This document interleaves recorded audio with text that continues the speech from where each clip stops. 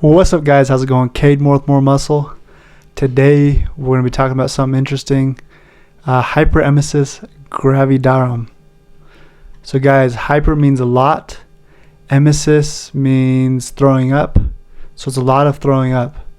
And this is during pregnancy, and there's some serious extreme risk factors to this. It can cause preterm birth.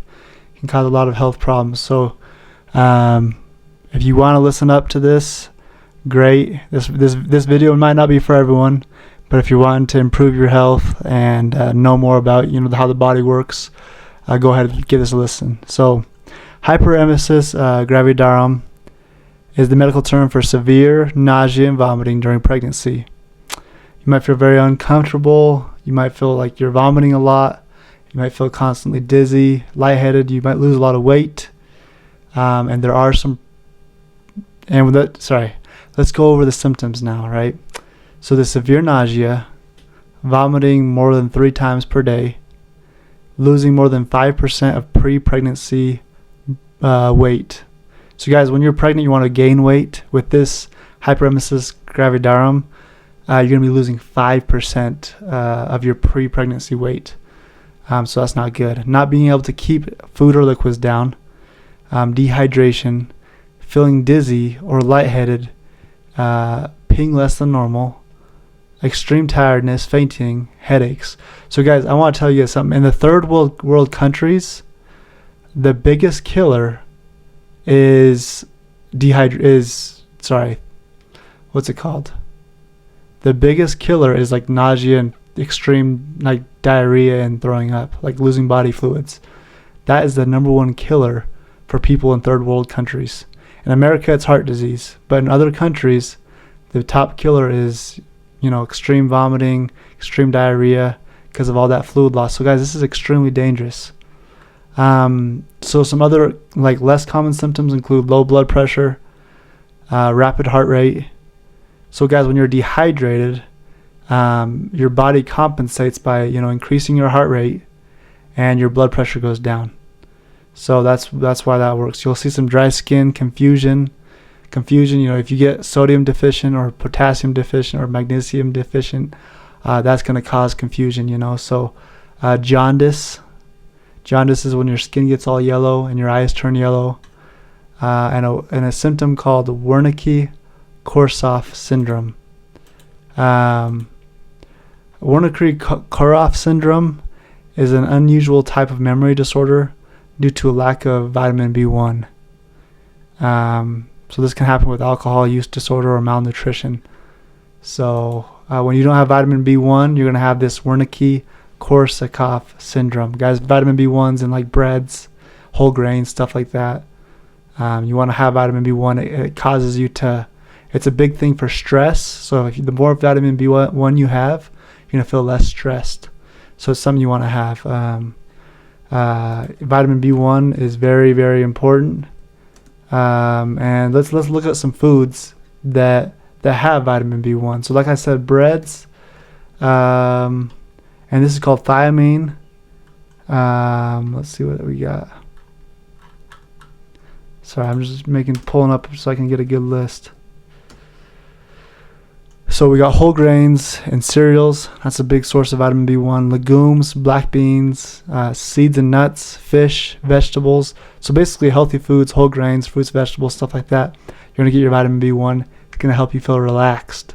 It's something that you want, because that's going to help you relax, and that's going to help you sleep better, going to help you focus better the next day.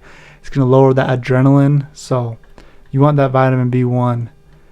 So the reason, guys, they think, let's get back to it, So for the reason they think that this hyperemesis gravidarum happens, why does it happen? Let's talk about it. They think, this isn't for sure, but they think it's because of the rising hormone of HCG. So guys, when you're pregnant, HCG, a hormone, peaks around 10 weeks. So they think it's because of that. So guys, this is going to cause a lack of fluid and nutrients, and malnutrition can be very bad, especially when a pregnant woman is forming a baby. So let's get to it, guys. Risk factors. So one of the risk factors is twins. Another one is gestational trophoblastic disease. And basically, gestational trophoblastic disease is a rare condition that instead of you growing a baby, you grow a tumor in your belly. So that's what that is. And then vomiting for prolonged periods. So every time you're vomiting, you're losing fluid, and that's not good. Dehydration, electrolyte imbalances, poor skin turgor, so poor skin, weight loss, increased pulse, lower blood pressure. And then you're going to want to get some labs. So the labs will be a urine analysis, thyroid, and current blood cell test. So this can come from high stress levels. So like I said, when you don't have that vitamin B1, you're going to have high stress levels. Hyperthyroid disorders, HCG increases thyroid function. So thyroid is basically your metabolism. So the more thyroid you have, that increases your metabolism. If you increase your thyroid hormone, you feel like a teenager where you can just eat whatever you want, and you will stay skinny. Not saying that you should do that because it can cause lots of problems. It can cause you to stay up all night. It can cause you to have so much energy where you can't focus. So you don't want to have too excessive amount of thyroid hormone, but HCG does increase your thyroid function. So a GI disorder can also make this occur, and being 30 years or older can actually put you at a higher risk for it to occur. So now let's get to care. So if this happens to you, let's see what we do. The first thing is we would monitor your intake and your output. So we want to make sure that's in balance. So if you're peeing a lot, and say it's 2,000 milliliters, and you're only drinking 500 milliliters, that's going to be a problem. Or if you're throwing up 2,000 milliliters and you've only taken in 500 milliliters, it's going to be a problem. That's going to be a big problem for electrolytes and stuff like that. So we're going to put you on MPO. MPO is basically nothing by mouth until the vomiting stops. And you're going to do that again. If the vomiting restarts, you're going to do it again. So you want to kind of just stop eating for a little while so your body can relax. But the problem is you're forming a baby, so you want the baby to have nutrition, right? So that's a problem. So the next one is you're going to do a lactated ringer IV. So lactated ringer is basically like something that imitates blood. It's a little bit of sugar, nutrition, a little bit, and that's going to help you just get at least a little bit of energy in your body, and also like get some electrolytes in your body as well. The next thing is doxylamine and doxylamine and pyridoxine. I'm going to actually spell this out here so I don't say it wrong. Unisome. So this is help to use nausea and vomiting. That's a pill. Metoclopramide, that also can prevent nausea and vomiting. Another one is dexamethasone. I don't really understand why they would prescribe a dexamethasone, but that's what it says. That's what I've learned. But that's a steroid. That's an anti-inflammatory drug. I don't know how exactly that would help during a nausea problem, but I'm guessing it's just because it's anti-inflammatory. It kind of relaxes that immune system. It makes it not attack the immune system's not going to attack as much with that anti-inflammatory steroid.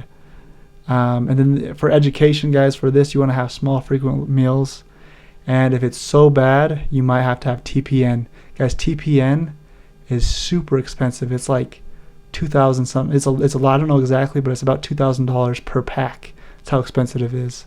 TPN, guys, is a supplement, and you can do it through your IV. And it's basically all the nutrition you need. You put up an IV into your blood vein, and you're gonna get all the nutrition you need.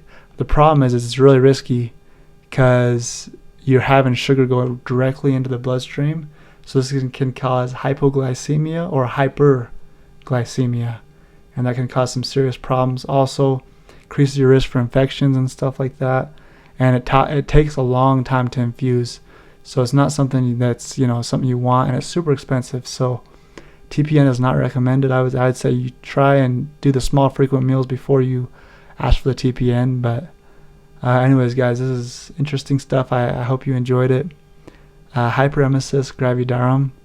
Hopefully you guys don't ever have to go through this, but if you do, or if you know someone that's going through it, you can send this to them, It's going to tell you what, how our doctors think about it and how they're going to handle it. So thanks for watching.